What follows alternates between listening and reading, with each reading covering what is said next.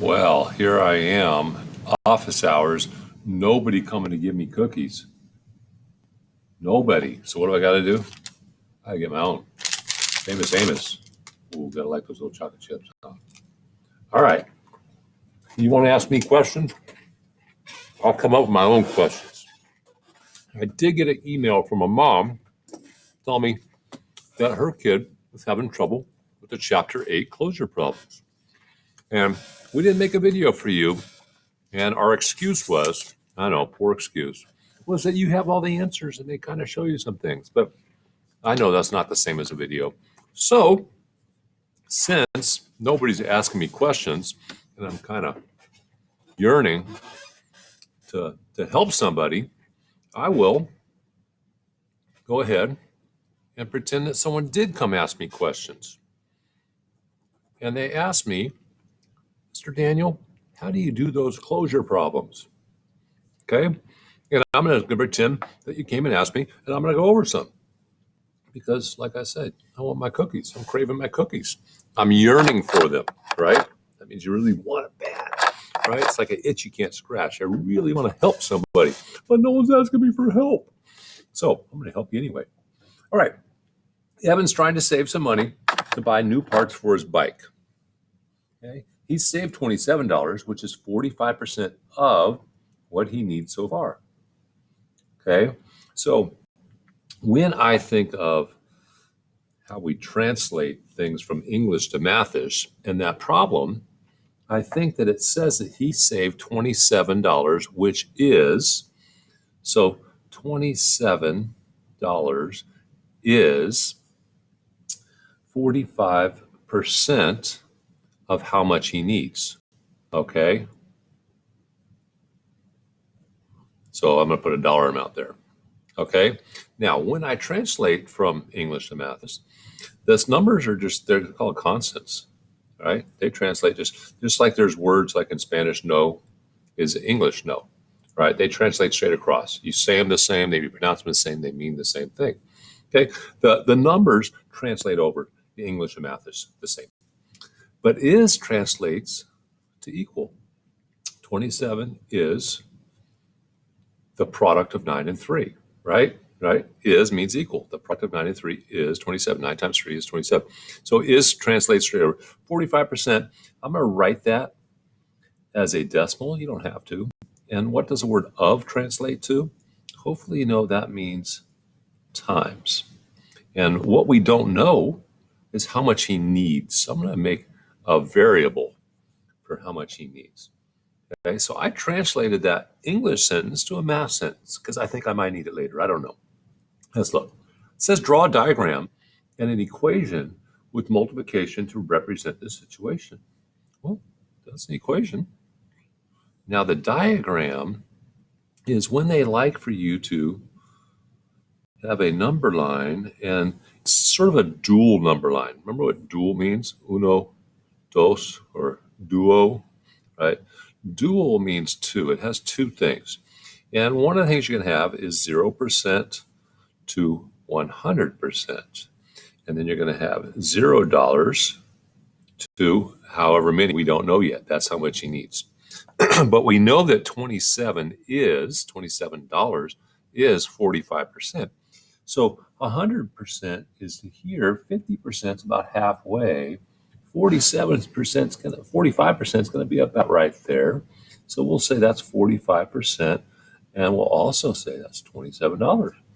That is drawing a diagram that sort of shows what's going on in that sentence, right? All right. B, it says, how much will Evan's new bike parts cost? Well, that's when we got to go figure out how much those parts cost. I'm going to rewrite this with the kind of backwards, right? If 6 times 5 is 30, then 30 is 6 times 5, right? I can put, I could flip the things on both sides of the equal sign if I flip them all, right? And n times 45 is the same as 45 times n. So I'm going to put the n first times 0.45, and I'm going to give myself a space and put equals 27. Now, why did I give myself a space? Because I want to make room to get rid of a times 0.45 by doing the opposite. Remember what the opposite's called in math? The inverse operation. So I'm going to do the inverse operation of divide 0.45 because these things are opposites and they'll cancel each other out and go away. But I can't just do that on one side. Remember what that bracelet means, right? Do the same thing to the other side. If I do something to one side, I have to do it to the other side because that's what the equation, it's like a seesaw. It's a giant balance. I can do anything to one side if I do the same thing to the other. So those go away. Now I have to figure out what is 27 divided by 0.45. And remember, the first number goes inside the box. And now you got to be careful because I'm hearing that noise in the background. You guys hear that? That's the math police. They're coming, right? And they're going to watch me like a hawk and make sure I do not divide with the decimal outside the box because it's against the math law, right? So what do you got to do? You got to get rid of that decimal outside the box. How do you do it? Well, if I move it 2 spots to the right, I no longer need it. Then I can erase it if I want to, right? But remember, if I moved it 2 spots outside the box, I got to move it 2 spots inside. If I moved it 3 outside, it's 3 inside. 1 outside, 1 inside. Do the same thing from the outside to inside. Now, look at that problem. That's kind of ugly, huh? Yeah, that's looking kind of confusing. How do we make that less confusing? Well, if you're smart, you spend 4 or 5 seconds rewriting that before you divide. What is that problem now? It's 45 into 2,700. Well, 45 into 2,700. Boom. How long did that take?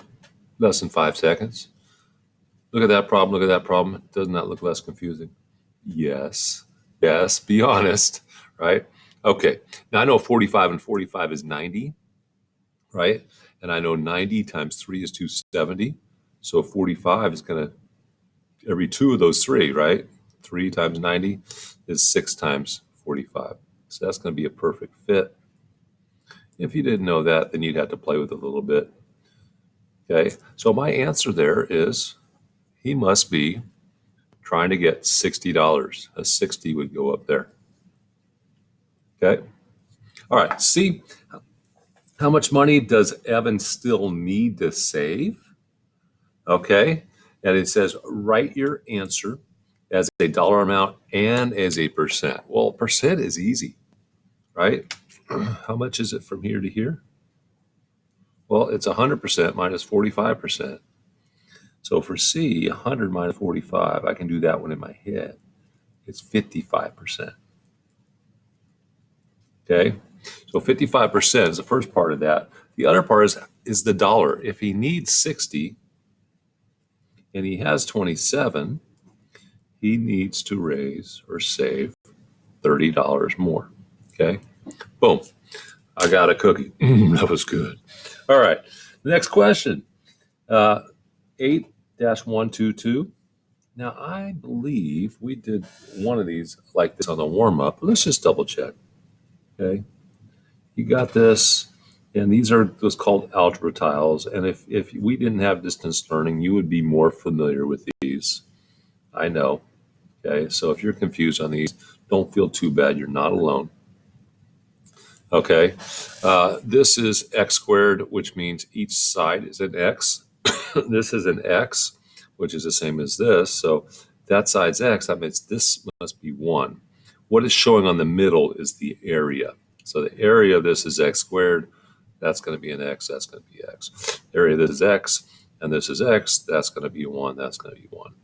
All right. This is a 1. It's called a unit cube. That's a 1. That's a 1. That's a 1. Now the most confusing thing for kids is what's this right here? How long is that line? Well, this line is x. That line's 1. That must be x minus 1. See that? Okay, now write and simplify expression for the perimeter of this shape. Well, the perimeter is going all the way around, so I'm going to start at this corner. It's 1 plus x plus 1 plus x minus 1 plus 1 plus 1 plus 1 plus 1 plus x plus 1 plus x. So now I'm going to go find how many 1s I have and how many x's I have. Well, there's a plus x, a plus x, a plus x, and a plus x. So 4 plus x's is 4 times x, 4x. How many 1s I got? 1, 2, ooh, that's a minus 1, so back to 1, 2, 3, 4, 5, 6. 4x plus 6 is the perimeter. I'm going to put P for perimeter on that. Okay. Now it says evaluate your expression. 4x equals 5.5. What does that mean? Substitute. Okay. Evaluate an expression means they're giving you a number. Go see what it's worth when you substitute this number in for that letter.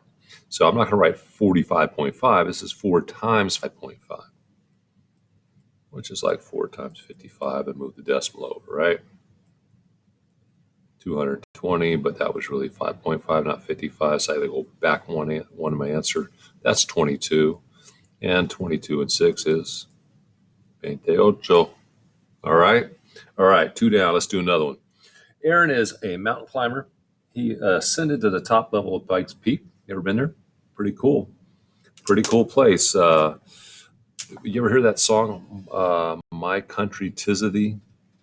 I think the person that wrote that song wrote it when she was working at Pikes Peak in Colorado. It's just such a beautiful, she was taking the train up to the top every day, and she thought, this is a beautiful country I live in, and then she wrote that song. A little trivia for you. And if you ever go to Pikes Peak, when you drive down the hill, they make you stop, and they test how hot your brakes are, and usually make you pull over to the side and let your brakes cool down a little bit, because it's a steep hill. Here we are, 14,115 feet above sea level. He begins to descend, that's go down, at an average of 1,210 feet per hour. After 3.5 hours, what's his new elevation? All right, so he's way up there, 14,115 feet. And he's going down 12,010 feet per hour. Okay, and he did that for 3.5 hours. So I got to multiply. Okay, to see how far down we went. So 3.5 is like 35. I'm going to multiply here. Okay, placeholder. Okay, and then I go add. And then, since that wasn't a 35, that was 3.5, I got to go back one spot in my answer. So he went down 4,235 feet. That's how far he went down. But the question, always reread the question at the end and see if you're answering what they wanted. The question is, after 3.5 hours, what is his new elevation? Well, he started up here. He went down this far. What's his new elevation? 14,115 minus 4,235.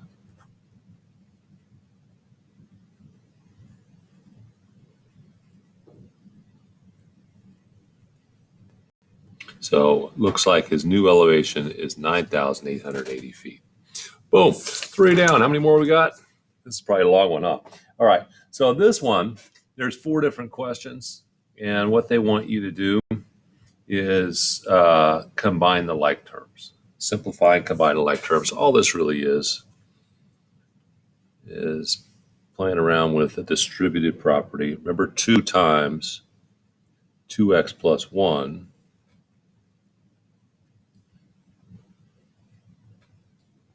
is 2 times 2x plus 2 times 1. So 2 times 2x is 4x, 2 times 1 is 2. So now I get done, and combining like terms means I need the same variable, same power. Do I have any more x's after the 4x? Yeah, I got a plus 2x, and that's an x squared. So that's not the same, but this is a plus x, which is really 1x, right? So 4x, 2x, and 1x is 7x. Do I have any numbers besides a plus 2? No. And do I have any x squares besides that 1? No. They usually have you write your equation or your expression with the variable with the highest power. So if I had an x cubed or x to the third power, x to the fourth power, it would go first. And then the x's and then the constants or numbers, okay? That's all you're doing on that one, okay? How about on B? 10x plus 4 minus 3 plus 4, and again, this is a distributed property, times 2x plus 1. And remember what that is. That's 4 times 2x, not plus 1, plus 4 times 1. Make sure you distribute what's outside the parentheses to each thing inside. Okay, so this ends up being 8x plus 4. And now I'm going to look for all my x's. I got 10x and 8x. That's a total of 18x. I got a plus 4 and a minus 3. So what is that? That ends up being a plus 1, right? And I'm not going to count this because this went to make these, right? So I got a plus 4 and a minus 3. So far that's plus 1. Plus 4 more is 5. All right. C, 4 plus x squared plus 3x plus 2x squared plus 4. All right, I got a 4. Any more numbers? Yeah, I got another 4. So that's a total of 8. I'm writing it off here to the right because that usually goes last. X squared. Do I have any more x squared? That's 1x squared, right? And then I have 2x squared. That's a total of 3x squareds. And then do I have any more x's besides that plus 3x? Nope. So 3x squared plus 3x plus 8. Hopefully I'm doing these right. I'm doing kind of fast, huh? I don't want the video to be too long. D, x plus 4 plus x minus 1 plus 3 plus 2x. And there's nothing happening outside that parentheses, so I don't really need those parentheses right now, do I? All right, how many x's do I have? 1, 2, and 2 more. So that's 4 x's. How many numbers do I have? I got a plus 4 minus 1, that's 3, plus 3 more, that's 6. Okay, that's all you had to do on that one. All right, 125. Over the summer, Gabriel read books that had 192, 202, 175, 219, 197 pages. Choose the appropriate measure of central tendency, okay, which is, that's a big way of saying choose which is the best average, the appropriate average, and find the average, mean, okay? So what are we doing here? We got 192, 202. Let's go ahead and write those. And you know what I'm going to do? I'm going to go ahead and write them. I'm going to try to write them in order. So 192. And let's go ahead and flip this over. Okay. I think if I move this over a little bit, you can see both the problem and what I write. Almost. I'll try to stay on that side. All right. So we got the 192, 202. I'm going to go leave myself room over here. 175 is smaller. 219 is bigger than all of them so far. And 197 is in the middle. All right. So now I have them in order. Now, there is no mode, so I'm not going to choose that. If I wanted to choose the median, it's the middle number since I put those in order, right? And when I get the mean, I add them up, and then I divide by 1, 2, 3, 4, 5. Okay, so let's go ahead and do that. 5 and 2 is 7, 7 is 14, 2 is 16, and 9 is 25. Carry the 2, that makes 9, and 9 and 9, that's 27, 28. Carry the 2, 3, 4, 5, and 4 is 9. Okay, so 985 divided by 5. It's gonna be almost 200, huh? Right? 9 goes into 45, 9 times. Write down the next number, and 9 goes into 35 7 times, perfect fit. So the mean is 197 on that. Okay, and that is kind of weird because that is the same as the median. So take your pick. They're both right on, huh? Okay, on to the next question. The next question is a long question, and it looks kind of scary. Okay, but it's kind of set up in such a way that it is teaching you how to do a histogram for the most part. Okay, now I will show you how to do that with a separate video. Okay, so hang in there.